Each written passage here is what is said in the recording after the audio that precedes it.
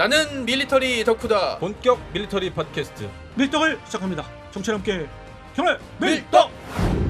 바로 안녕하세요, 박찬준입니다. 안녕하세요. 놀러온 남자 정명섭 정작입니다. 안녕하세요. 월간 플래툰 이준규 기자입니다. 네, 이번 시간 밀떡은요, 차세대 헬기라는 주제를 가지고 이야기 나눠보도록 하겠습니다. 중요한 이슈 중에 하나는 이제 미 육군, 해군, 공군, 공이 차기의 헬기의 플랫폼으로 여러 부분에 있어서 경쟁을 했죠. 네네. 벨러와 디파이언트가 경쟁을 했는데 많은 사람들의 생각은 디파이언트 쪽이 좀 유리하지 않겠느냐. 아무래도 왜 그러냐면 디파이언트는 시콜스키와 네. 아주 유명한 헬기 제조사죠. 명가죠. 네. 예, 시콜스키와 보잉이 합작을 해서 들어왔고, 보잉이면 이제 대기업이죠. 네. 또 하나 한쪽 벨러는 헬기 전문이죠.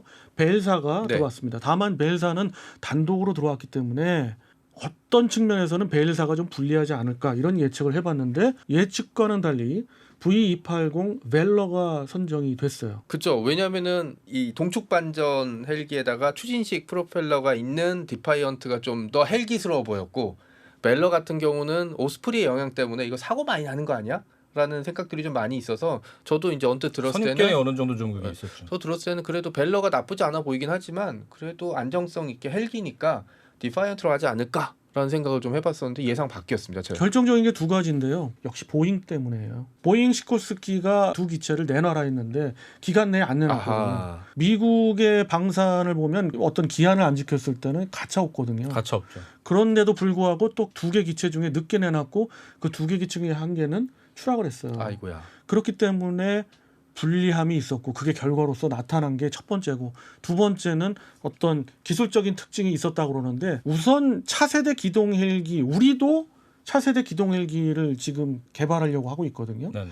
그런 측면에서 이 기자님께서 이번에 말씀을 주실 텐데, 우리에 대한 이야기를 나눠보는 시간을 갖도록 하겠습니다. 네. 그래서 우선은 틸드로터와 동축반전 기반의 기동 헬기들, 차세대 기동 헬기들은 기본적으로 현용 기동 헬기보다 2배 이상의 속도를 갖거든요. 우리도 기본 기술은 갖고 있잖아요. 그렇죠. 네. 그런데 틸드로터라고 하고 동tuk방전이라고 이야기는 하지만 청취자분들 중에서 감이 안 오거나 모르시는 분들도 있으니까 네네. 우선 그 기술에 대해서 한번 이야기 나눠보도록 하겠습니다. 최근에 그 밀리터리 매니아나 일반인들한테도 화제가 됐던 게 바로 이 미국이 차세대 헬기를 선정했다 이거였죠.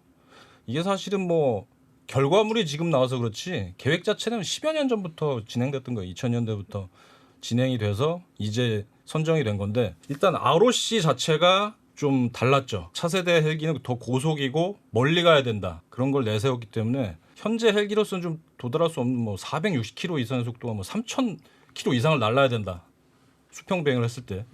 이 정도의 ROC가 굉장히 빡셌고요. 빡센 거를 달성해낸 게 벨러라고 할 수 있습니다. 은어로 빡세다고 하셨지만 네네. 굉장히 높았다라는 거고, ROC가 네네. 높았다는 건데, 실제 기체는 그 ROC를 훨씬 뛰어넘었죠. 최고 속력을 590km까지도 기록했으니까 상당한 속도였는데, 궁금한 것이 이제 틸드로터라고 하면은 네네. 어떠한 방식인가, 감이 안 오실 수도 있으니까. 그렇죠. 쉽게 말해서 틸트 로터라고 하면은 흔히 생각하시면 V22 오스프리, 그걸 생각하시면 됩니다.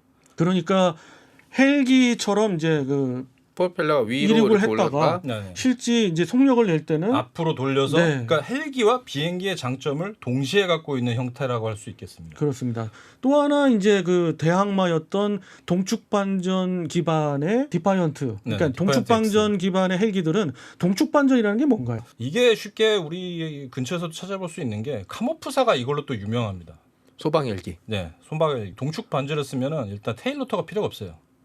꼬리에 있는 그 옆으로 도는 거요? 그렇죠. 네. 그게 위에 있는 로터와 아래에 있는 로터가 동시에 회전을 하면서 헬기가 한 방향으로 도는 문제가 있거든요. 그래서 그걸 잡아주려고 테일 로터를 다는 건데, 그 현상이 없어요. 그 현상이 없어지고 좀 더 고속을 낼 수 있기 때문에 단점을 뛰어넘을 수 있지 않을까 했는데, 근데 틸트 로터한테 안 됐던 거죠. 비행기의 장점을 가지고. 근데 여기서 이제 좀 제가 이제 이야기해 보고 싶은 거는, 틸드로터나 동축반전 기반의 헬기나 어떤 게 낫다 안 낫다라는 거는 사실 단정을 지을 수가 없고요. 둘 다 강점이 있고 둘 다 ROC를 미군의 경우는 ROC를 충족했던 네네. 거고, 우리도 그런 기반 기술을 갖고 있기 때문에 두 가지 다 개발을 하고 있는데, 그 중에서 한반도 지형에 맞는 것이 과연 무엇일까를 생각해 봤을 때 어느 정도 한쪽으로 좀 기울고 있다는 측면을 예, 많이 그런 보이고 점도 있어요. 있고요. 네, 틸트 로터도 그런 장점이 있는 반면에 또 단점이 없는 건 아닙니다. 왜냐하면 이게 무장을 장착할 경우 한계가 많아요. 틸트 로터 부분이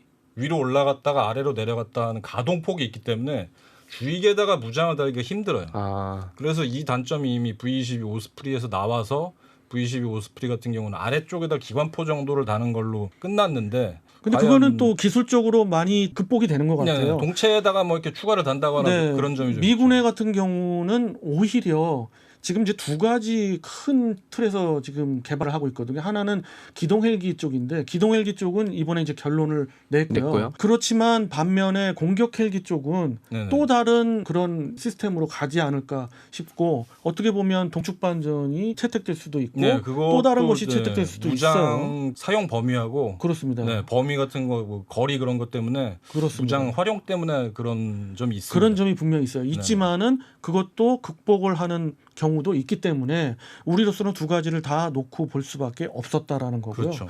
이 시점에서 이제 대한민국의 차기 기동헬기 쪽으로 좀 넘어가 보도록 하겠는데 네네. 그러면 우리는 틸트로터 방식의 헬기들은 어떠한 기반 기술을 갖고 있으며 지금 현재 어느 정도의 상황인가요? 지금 DX나 아덱스 같은 데 가서 보시면 알겠지만 사실 관련 기술을 국내 업체들이 상당히 많이 연구하고 있고 모형들 많이 진척돼 봤어요. 있는 상황입니다. 네.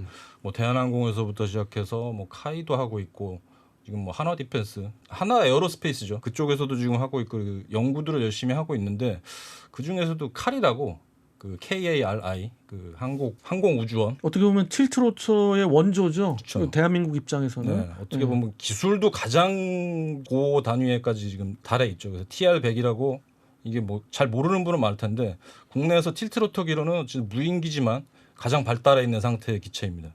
잠깐 여기서 그 대한민국의 차세대 헬기를 위해서 정책 방향을 쓴 것을 좀 말씀드려 보면은 UH-60을 개량하느냐, 지금 우리 UH-60 가지고 있는 130여 대를 전부 개량하느냐, 6회공 다 갖고 있는 거를 그렇지 않으면은 차기 기동 헬기 쪽으로 베이스를 넘어가느냐. 옮겨서 가느냐를 네네. 결정해야 되는데 결정이 났죠. 2019년에 육군이 먼저 제기를 했죠. 그렇죠. 차세대 헬기가 필요하다. 예. 아, 그거는 이제 그 이전이고요. 네. 그래서 이제 결론이 난 것이 특수 전용을 위해서는 UH-60을 개량하겠다. 그런데 나머지 기동 헬기는 차세대 기동 헬기 쪽으로 가겠다. 그리고 UH-60은 수명대로 다 쓰고 퇴역을 시키겠다. 이렇게 결론을 지었어요. 네. UH-60이 블랙호크죠. 그렇죠. 블랙호크. 블랙호크 다운이라는 네, 영화를 맞습니다. 보시면 아는 바로 그 유명한 UH-60인데 그 UH-60의 차세대 헬기로 대한민국은 두 가지를 생각하고 있다가 최근에 이제 부등호가 좀 바뀐 것 같아요. 이제 결론을 말씀드리면 동축 반전 쪽으로 가지 않을까 싶은데 그러면 동축 반전이 대한민국에 왜 유리한가요? 일단은 무장 장착이라든가 탑승하고 내리기 아니면 공중에서 호버링하면서 이렇게 로퍼로 내려오지 않습니까? 라펠링 그런 거 할 때 굉장히 유리하고요. 어쨌든 현재의 헬기보다는 일반 로터식 헬기보다는 좀 더 고속을 낼 수 있습니다. 지금의 이제 그 동축 반전 헬기는 고속을 낼 수 없습니다만은 거기에 이제 미군이 이번에 이제 디파이언트에 쓰는 그렇죠. 방식이죠. 디파이언스 언트에서 나왔던 그런 기술을 채용을 한다면은 상당한 속력을 낼 수가 있다. 그것을 우리도 개념화하고 있다라는 거고 동축 반전이 유리한 거는 산악 지형에서 맞습니다. 굉장히 유리하죠. 예. 그게 결정적인 것 같았고요. 그다음에 우리 카모프를 이미 60대 정도를 사용하고 있기 때문에 네. 관련 노하우라든지 이런 거 좀 많이 가지고 군에서도 사용하고 있지 않겠습니까? 그러니까 한반도의 전투 중심이 짧기 때문에 그 멜러 가지고 있는 장거리 항속이나 속도보다는 이 산악 지형에서 쉽게 뜨고 내리거나 아니면 산악 지형의 측풍에 좀 견딜 수 있는 강풍에 네. 굉장히 강한 구조를 갖고 있긴 합니다. 그래서 이제 소방청에서 카모프를 굉장히 좋아했었고 아마 이번 전쟁이 아니었으면 카모프 차기 헬기도 아마 소방청에서 대량으로 좀 들여오지 않았을까. 그래서 계속 수리온이 산림청에 못 들어간 이유였죠. 카모프를 너무 선호해서. 그런데 이제 카모프 이제 그건 이제 민간의 네네. 이야기들도 물론 그런 게 네네. 있는데 카모프로 이제 알려져 있지만 이제 동축 반전 네. 차세대로 우리는 그림을 그려가면서 이야기해 보다 보면 우리가 기반 기술은 가지고 있는 걸로 알고 있는데 충분히 개발할 수 있는데 그 중에서 가장 안 되고 있는 게 기어 박스예요. 아 기어박스 쪽을 지난번 수리온을 들여올 때 네네. 우리가 이제 그 기술을 들여오려고 그랬는데 실패했죠. 프랑스들이 역시 그들 짓을 했다. 네. 네. 거절했죠, 그 부분을. 아주 그 교묘하게 거절을 했죠. 그래서 우리가 이제 옷 가지고 왔는데 그래서 이번에 기어박스 기술은 완벽하게 확보를 해야지만이 틸트 로터가 됐던 그렇지 않으면 동축 반전 네, 맞습니다. 기반의 차세대 기동일기가 됐던 가능한데 그거에 대한 현황은 지금 어떤가요?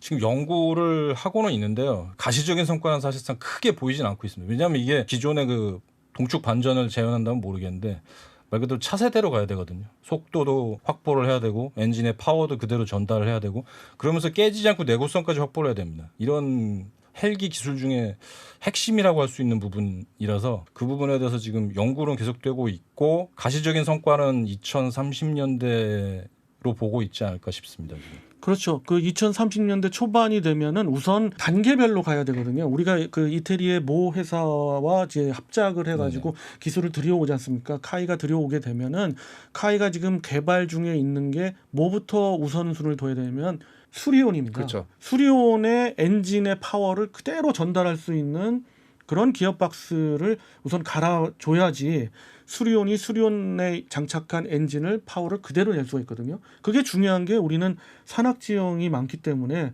기동하는 데 있어서 당장의 수리온도 지금 제 파워를 못 내고 있는 거잖아요. 그래서 그 부분을 달성하는 게 이제 첫 단계고 두 번째 단계가 이제 차세대 쪽으로 가는데 지금 이 기자님 말씀 주신 거는 첫 번째 기본적인 단계를 밟기 위해서 지금 개발 중이다라고 이해하시면 될 것 같고요. 그러면 틸트로터도 우리는 그 기반 기술이 있고 한데 네네. 그 부분에 있어서는 어느 쪽으로 가고 있는 것 같습니까? 그러니까 제가 보기에는 기동 헬기 쪽으로 가고 있느냐, 그렇지 않으면 무인 기체 쪽으로 가고 있느냐. 일단 전반적인 거를 보면은 무인기 관련해서 틸트 로터 기술은 상당히 지금 쌓여가고 있고요. 카이 같은 곳에서는 심지어 틸트 로터를 사용한 사발 수송기 같은 거, 그것까지 무인 수송기 같은 전술 수송기 같은 걸 지금 계획하고 있고. 그렇죠. DX콜에서도 네, 네, 네. 봤죠. 보셨죠? 예. 그것도 지금 벨러와 똑같은 방식인 게 뭐냐면은 한화 에어로스페이스에서 개발하고 있는 그 전략 수송기, 전술 수송기, 틸트 로터 기술을 보면은 벨러와 똑같은 걸 구사하고 있습니다. 오스프리가 단점이 뭐냐면은 이 틸트 로터를 위로 올렸다 내렸다 하는 시간이 길어가지고 비행 전환이 좀 느렸거든요. 근데 그거를 해결한 게 뭐냐면 이 로터 부분만 꺾는 거예요. 굉장히 이게 고난이도 기술인데 엔진 자체를 꺾는 게 아니고 요걸 꺾기 때문에 굉장히 빨리 전환이 됩니다. DX에 갔던 모형도 이제 딱 그 네, 모형이 딱 나와서 그거를 노리고 있고 관련해서 물어봤더니 연구는 하고 있고 달성을 하겠다라고 그렇게 말씀드렸어요. 그때 관계자분이 그렇게 얘기했던 걸로 저도 네네네. 이제 기억을 하고 있거든요. 앞으로 틸트 로터는 그 방향으로 가게 될 것 그러니까 같고요. 무인 항공기나 무인 수송기 쪽으로. 그렇죠. 네. 그 방향으로 가게 될 것 같고 한국도 지금 뭐 대한항공, 카이 뭐 이런 업체들이 한화 에어로스페이스 달려들어서 지금 제작하고 있다. 그렇게 보시면 될 것 같습니다. 그러면 차세대 기동 헬기로 이 기자님 보시기에는 아직 틸트로터도 후보군 중에 하나고 틸트로터 기반의 네네. 헬기들도 후보군의 하나일 거다라고 보시네요. 그렇죠. 저는 개인적으로 틸트로터 밀고 싶습니다. 아바타에서 멋있게 나왔거든요. 아, 네. 네. 거기 아바타에 나온 게 그 틸트 로터의 미래형이라 할 수 있죠. 그죠. 물론 이게 화살 맞고 다 떨어지긴 했지만 어쨌든 그 조종석에, 나비족만 없으니까. 조종석에 너무- 화살 맞으니 너무 그냥 먼 미래까지 갔다. 나비족 없을 테니까. 네, 그때 네. 되면 저는 이 세상 사람이 아닐 수도 있는데 아무튼 우리의 차세대 기동 헬기는 미군이 이제 ROC로 돼 있는 차세대 기동 헬기와 거의 동급을 노리고 있고요. 그런 측면에서 저는 사실 개인적으로 우려를 했습니다. 모든 건 단계를 밟아가야 되고 우리가 KF-21에 이제까지 왔던 것도 어떻게 보면 기적이라고 하겠습니다마는 거기에 있어서는 단계별로 그럼요. 네. 왔기 때문에 그렇고요. 반면 교사로 삼아야 될 일본도 실패한 이유가 건너뛰었기 때문에 그렇거든요. 그렇죠. 그냥 기술 실증기만 만들고 거기서 더 나가진 않았죠. 그렇습니다. 그랬을 때 좀 많은 의구심이 들었어요. 건너뛰기- 이게 과연 가능할까? 건너뛰기도 하기 또 조별과제 아니겠습니까? 그렇습니다. 차라리 UH-60을 개량하면서 전체를 개량하면서 우리가 기반 기술을 하나씩 받아오는 것이 오히려 더 낫지 않나라고 봤는데 역시 대한민국 빨리빨리 문화 아닙니까? 일단 자신이 있고 해내겠다는 어떤 믿음이 있기 때문에 그리 간 것 같고요. 이왕 그렇게 결정을 내렸을 때는 성공하기를 바라야 되고 그런 측면에서 봤을 때 저는 동축 반전 기반의 헬기 쪽이 우리한테 좀 맞지 않을까 보고 있어요. 어떻게 보면 그럼 경쟁에서 패배한 디파이언스와 유사한 모델이 한국 국군이 이제 사용할 수도 있겠네요. 그렇습니다. 업계에서는 그런 쪽에 많은 부동호를 주고 있더라고요. 물론 결정된 건 아니지만 네네. 그 이전에 뭐 달성에다 아까 말씀드렸던 뭐 기업 박사 이런 것들도 차근차근 가야 되지만 그쪽이 좀 낫지 않을까 싶어요. 제 의견은. 역시 한국 지형과 이 한국군의 상황을 생각한다면 그렇습니다. 그래서 차세대 기동 헬기 대한민국의 미래를 놓고 봤을 때 각자의 의견들이 또 있을 네. 거고요. 그런 측면에서 이 기자님은 아무래도 틸트로터 쪽으로 보시는 것 같은 뉘앙스를 받았는데 맞나요? 어느 정도 그런 면이 있는 게 아무래도 한국도 이게 한국뿐만이 아니라 지금 이 틸트로터가 이렇게 등장을 하고서 채용이 되고 하는 게 결국 속도 문제가 있거든요. 차세대 헬기는 지금 헬기보다 100km 정도 빨라야 된다라는 대전제가 있어가지고 참고로 말씀드리면 네네. 디파이언트와 벨러의 그 속도도 거의 유사했어요. 그리고 ROC를 다 훨씬 뛰어넘었고요. 사실 헬기가 590km 또 500km대가 간다는 게 그런 속력을 낸다는 거는 대단한 거고 중심이 짧은 대한민국에서는 더더군다나 위력적이에요. 그렇죠. 그렇기 때문에 이 부분에 있어서의 뭐 틸트로터도 그렇지만은 그렇다고 해서 돈축 반전 기반의 헬기가 불리하다고 볼 수도 없는 노릇이거든요. 그러니까 미국 같은 경우는 미국이 제시했던 ROC의 디파이언트 X보다는 벨러가 더 맞았기 때문에 채용이 된 거죠. 4,300km 이렇게 네. 날아갔으니까요. 근데 거기 채용된 거에 커다란 이유 중에 하나가 보잉의 갑질이었거든요. 그리고 보잉이 불안했던 거예요. 미국 입장에서. 맞습니다. 둘 다 ROC는 충족을 했고 그랬던 거라 우리는 이제 거기에 하고는 이제 배제된 다른 결정을 내려야죠.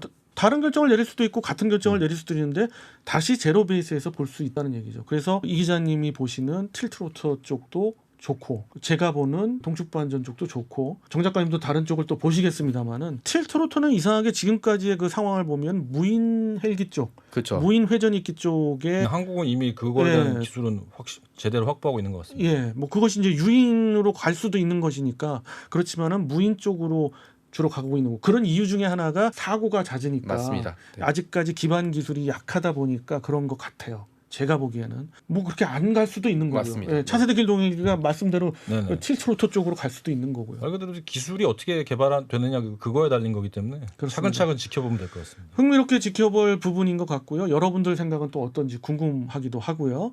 이렇게 해서 이번 기회에 대한민국 차세대 기동헬기의 방향성을 한번 알아봤고요.